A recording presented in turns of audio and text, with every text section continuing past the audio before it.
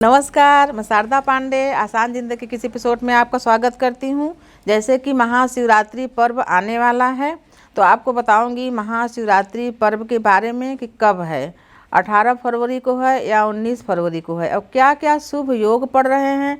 कुंवारी कन्याओं के लिए बताऊंगी कि क्या करें कि उनको सुंदर वर और घर की प्राप्ति हो। सुहागिन महिलाओं के लिए बताऊंगी जो अपने पति के प्रति चिंतित रहती हैं, उनके स्वास्थ्य के लिए, उनकी आयु के लिए, उनको भी बताऊंगी। और आपको बताऊंगी कि आप क्या क्या करें कि भगवान भोलेनाथ प्रसन्न हों और खुश हों, क्या क्या शुभ योग हैं। तो सबसे पहले आपको बताऊंगी कि इस बार 18 फरवरी 2023 दिन शनिवार के दिन महाशिवरात्रि का शुभ पर्व पड़ रहा है। इसकी शुभता इसलिए बढ़ जाती है कि इस दिन शनि प्रदोष भी है। शनि जी भगवान शिव के शिष्य हैं और सभी नवग्रह शिव जी की आराधना करके ग्रह मंडल में ग्रहत्व प्राप्त किए हैं। तो इस दिन अगर आपके पास शमी का पौधा हो, पेड़ हो या पीपल हो, उनको जल दें, रात्रि को दीप दें, क्योंकि आप व्रत रहोगे ही तो शनि भगवान को भी प्रसन्न कर सकते हो। तो मैं आपको बता रही हूँ कि इस दिन क्या क्या और सुंदर सुंदर योग पड़ रहे हैं। जैसे कि 18 फरवरी को ही सुनफा योग पड़ रहा है, शंख योग पड़ रहा है, वासी योग पड़ रहा है और शाम को 5:41 से सर्वार्थ सिद्धि योग भी पड़ रहा है। इन शुभ योगों में, जो कि शनि प्रदोष भी है, इन शुभ योगों में पूजा पाठ, दान पुण्य, हवन, स्नान सभी का फल कई गुना बढ़ जाता है। अब मैं शुरू करूंगी आपको बताना कि जो भी कुंवारी कन्याएं अपने विवाह के लिए चिंतित हैं उनको क्या करना चाहिए। तो उन कन्याओं को सुबह महाशिवरात्रि व्रत का पहले संकल्प लेना चाहिए मन में और उसके बाद स्नान वगैरह करके, यानी कि सिर से स्नान करके अच्छी तरीके से स्वच्छ होकर, जो कुंवारी कन्याएं अशुद्ध हों उनके लिए व्रत पूजा नहीं है, वो न करें। जो पूर्णतः शुद्ध हों, शुद्ध अवस्था में स्नान के बाद वो शिव मंदिर में जाके गन्ने का रस ले लें। गंगा जल हो तो थोड़ा सा साधारण जल भी उसमें डाल के पहले जल से, फिर गन्ने के रस से, फिर जल से अभिषेक करने के बाद गाय के कच्चे दूध, आपको बता देना चाहती हूँ कि गन्ने का रस बासी नहीं होना चाहिए, ताज़ा होना चाहिए। गन्ने का रस से अभिषेक करें। उसके बाद गाय के कच्चा दूध में 108 बेल्व पत्र या 54 या 27 बेल्व पत्र, जो एक ही शाखा में 3 पत्र हों, उनका डंठल निकाल दें और गाय के दूध में डुबा के शिवलिंग पर ओम नमः शिवाय का जाप करते हुए शिवलिंग पर चढ़ाएं उल्टा पत्र करके। उसके बाद श्वेत अक्षत यानी सफ़ेद चावल, अक्षत यानी जिनकी क्षति न हुई हो, टूटा न हो, उनको अक्षत बोलते हैं। सफ़ेद चावल को 3 बार धो के भगवान शिव पर उसी बेलपत्र पर चढ़ा दें और सफ़ेद आंकड़े का पुष्प, जो एक ही डंठल में 3 पुष्प लगे हों, कलियां नहीं, खिले हुए पुष्प होना चाहिए, वो भी चढ़ाएं। फिर कपूर से आरती करें और गाय के देसी घी से दीप भी जलाएं। शिवलिंग से थोड़ा दूर रखें दीप को।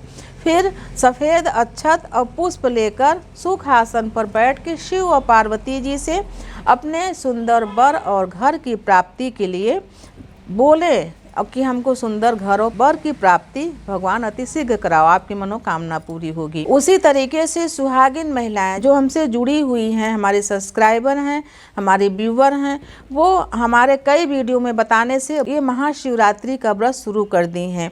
यानी कि जो साल भर में जो मासिक शिवरात्रि पड़ती है वो भी बहुत सारे लोग रहते हैं, लेकिन शिव पुराण के अनुसार हमने बताया कि महाशिवरात्रि का व्रत एक दिन का जो निराजली व्रत करके 13 सालों तक निराजली व्रत करके 14वें सालों में रुद्राभिषेक करा के उद्यापन करता है, उनके पति के ऊपर जो भी आयु की या स्वास्थ्य का जो संकट होता है वो दूर हो जाता है। तो कई महिलाएं इस व्रत को कर रही हैं और इसका लाभ पा रही हैं। आप लोग भी अगर नहीं शुरू करें हैं तो शुरू कर सकते हैं। उसी प्रकार से सभी महिलाओं को बताऊंगी कि एक बार शिव मंदिर में ज़रूर जाना चाहें, अगर आप जा सकें तो 16 श्रृंगार की, जो सुहागिन महिलाएं हैं वो 16 श्रृंगार की वस्तुएं जरूर ले जाएं। उसमें काजल अनिवार्य है, काजल लें। सभी 16 श्रृंगार में काजल और पान, मीठा पान जरूर चढ़ाएं। गठबंधन भी करें, यानी जैसे मैं वीडियो डाली हूँ महाशिवरात्रि का, आप देखेंगी तो शिवलिंग है, शिवलिंग के साथ साथ गौरी और शिव जी का विग्रह यानी मूर्ति भी है, तो उसमें गठबंधन भी करें। गठबंधन में हल्दी, सुपारी, कुछ पैसा, अक्षत, फूल डाल के बांधें गठबंधन, क्योंकि आज के दिन महाशिवरात्रि के दिन शिव और पार्वती जी का विवाह हुआ था। इस शिवरात्रि पर्व पर यानी जो शिवरात्रि पर्व कई घटनाओं से संबंधित है। जैसे समुद्र मंथन के समय जब देव और दानव समुद्र मंथन अमृत प्राप्ति के लिए कर रहे थे, अमृत प्राप्ति से पहले विष हलाहल यानी कालकूट नामक विष की उत्पत्ति हुई, जिससे पूरा चराचर जगत भस्म होने लगा यानी जलने लगा। तो भगवान शिव उस कालकूट नामक विष को अपने कंठ में धारण किए, जिससे नीलकंठ नाम भी उनका पड़ा। क्योंकि कालकूट जो विष था वो अत्यधिक बहुत ही ज्वलनशील पदार्थ था, बहुत ही विष था, बहुत उसमें ताप था, तो उसकी वजह से भगवान शिव जी बहुत ही विचलित रहने लगे। तो भगवान शिव के जितने भी भक्त थे उस समय से ही गाय का कच्चा दूध जो कि शीतल पदार्थ है, गन्ने का रस, गंगा जल, जलहरी बांधना, ये सब जितने शीतल पदार्थ हैं उससे शिव जी का अभिषेक करने लगे। इससे भगवान शिव जी को काफ़ी शीतलता प्रदान हुई और किशोर अवस्था के चंद्रमा को भी भगवान शिव ने शीतलता की वजह से ही धारण किया। ये जो घटना है ये महाशिवरात्रि पर्व पर ही घटित हुई थी। भगवान शिव 6 महीने तक कैलाश पर निवास करते हैं, जो कि ध्यान में रहते हैं, और 6 महीने तक धरती पर अपने भक्तों के बीच रह के उनके सभी दुख सुख को सुनते हैं, उनको वरदान देते हैं, उनके भक्ति का शुभ फल देते हैं। वो तिथि भी महाशिवरात्रि का जो पर्व है यही पर्व है। इसी दिन भगवान शिव कैलाश से उतर के धरती पर भी आते हैं। तो मैं आपको बता रही हूँ शिवरात्रि पर्व के बारे में कि महाशिवरात्रि पर्व इस बार 18 फरवरी 2023 को पड़ रहा है। इसकी पूजा एक बार आप मंदिर में जाके कर लो और शाम को प्रदोष काल में जो कि 5 से 7 बजे के बीच में विशेष पूजा आप घर में भी कर सकते हो। जो सभी के लिए बता रही हूँ, जैसे मैं कुंवारी लड़कियों के लिए बताई वैसे कुंवारे लड़के भी इस व्रत को और इसी विधि को, जो विधि कुंवारी लड़कियों के लिए बताई हूँ वही लड़कों के लिए भी है। लड़के बोलते हैं कि लड़कों के लिए कुछ नहीं बताते। लड़के जिनके विवाह में बाधा आ रही है, जो विवाह करना चाहते हैं, आजकल के तमाम बच्चे विवाह से बचना चाह रहे हैं, लेकिन जो विवाह के इच्छुक हैं वो इस उपाय को जो कुंवारी लड़कियों के लिए बताई हूँ कर सकते हैं। लेकिन इस आपके साधना में अगर आपको बढ़ोतरी चाहिए तो क्या करें, घर पर ही भगवान की फ़ोटो तो सबके यहाँ होती है, स्थापित करें, एक सुसज्जित कलश रखें, एक दीप जलाएं और जितने भक्त हैं रात्रि जागरण करके शिव जी का भजन, आराधना, शिव स्तोत्र और शिव जी का चालीसा कुछ भी अगर करते हैं तो आपके पूजा, व्रत और दान में 100 गुना बढ़ोतरी हो जाती है। मान्यता के अनुसार इस दिन अगर ऋतु फल, जो इस ऋतु में फल उपलब्ध है, उस फल को लेकर बांस की टोकरी में रख के उसको ढक के किसी जटाधारी साधु को अगर देते हैं तो ऐसी मान्यता है कि इस दिन साक्षात भगवान शिव जी को हम फल दान किए हैं और वो अगर ग्रहण करते हैं साधु तो हमको ऐसा लगना चाहिए कि शिव जी उस फल को ग्रहण किए हैं। तो मैं आपको बता रही हूँ, एक दूसरा उपाय भी बता रही हूँ सुहागिन महिलाओं के लिए जो कि अपने पति के प्रति बहुत चिंतित रहती हैं, आयु को लेकर या उनको कुंडली में कोई बताया जो भी, तो वो क्या करें, इस दिन एक चौकी पर पाटे पर लाल कपड़ा बिछाएं, उस पर पान रखें और गाय के गोबर से अच्छी स्वस्थ सुंदर गौरी बनाएं, यानी थोड़ी बड़ी गौरी बनाएं और 1.25 छटाक बंधन सिंदूर जो कि भगवान श्री बजरंगबली जी को चढ़ाया जाता है, 1.25 छटाक यानी 50 ग्राम से लेकर 60 ग्राम को 1.25 छटाक बोलते हैं, उतना लें और ओम माँ गौरी नमः का जाप करते हुए उस गौरी पर सिंदूर, बंधन सिंदूर 108 बार या 54 या 27 बार आप डालें। बाकी बचा हुआ सिंदूर अपनी सिंदूरिया में रख के आप अपने मांग में हमेशा भरें और सुबह दूसरे दिन गौरी मैया को विसर्जन कर दें।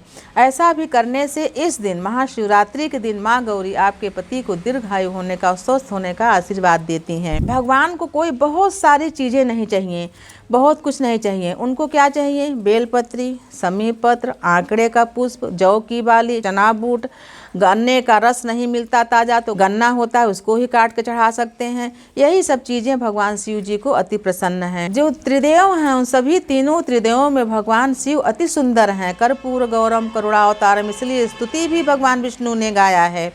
तो भगवान शिव क्योंकि तपस्वी हैं, वो घर गृहस्थ में नहीं पड़ना चाहते थे, इसलिए अपनी कांति, अपनी सुंदरता को छुपाने के लिए वो भस्म ओढ़ लेते थे, भस्म लगा लेते थे। इसीलिए भगवान शिव को हल्दी जैसी चीज़ें, चंदन, कुमकुम, ये सब चीज़ें वर्जित हैं। लेकिन भगवान शिव का जिस दिन विवाह हुआ था, अनुमति मांग के माता मैना ने सभी चीज़ों को अर्पण किया था। भगवान शिव जी बहुत खुश हुए और अपने सभी भक्तों को मान्यता इस दिन का दिए कि इस दिन सभी हमारे भक्त और सभी चीज़ें चढ़ा सकते हैं और पूर्ण आशीर्वाद प्राप्त कर सकते हैं। तमाम पुराणों में ये शिवरात्रि पर्व विस्तार से उल्लेख है, जैसे गरुड़ पुराण, अग्नि पुराण, पद्म पुराण, ये सभी पुराणों में शिवरात्रि पर्व के बारे में पूरे विस्तार से दिया हुआ है।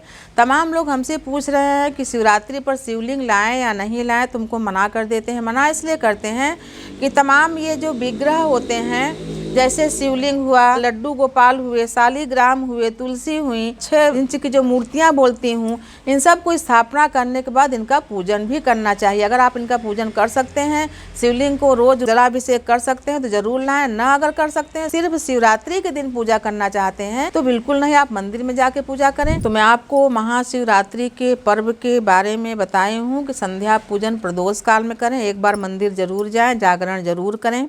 आगे मैं आपको एक बहुत साधारण सा शिवलिंग बना के दिखाऊंगी, जो कि अभी तक हम आसान ज़िंदगी में नहीं डाले हैं। तो उस शिवलिंग का पूजा कैसे करके स्वास्थ्य, श्री और संतान की प्राप्ति भी हो सकती है। तो आप सभी के लिए महाशिवरात्रि पर्व मंगलमय हो, सुखमय हो। आप सभी यूं ही हमारे साथ बने रहें, देखते रहें आसान ज़िंदगी। तब तक के लिए नमस्कार।